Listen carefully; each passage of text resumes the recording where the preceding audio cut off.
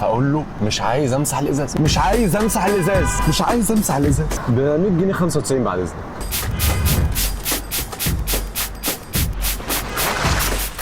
كنت لسه اقول لك شكرا مش عايز امسح، شكرا مش عايز امسح الازاز. الحمد لله مفيش سايس هنا.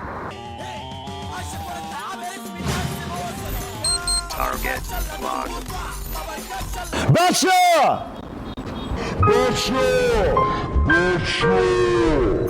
سلام بقى لو في طريقة بيتزا دايت كده كوتش يقول لي على صوص دايت برضه، بس انا لما اخش اجرب اساله كده.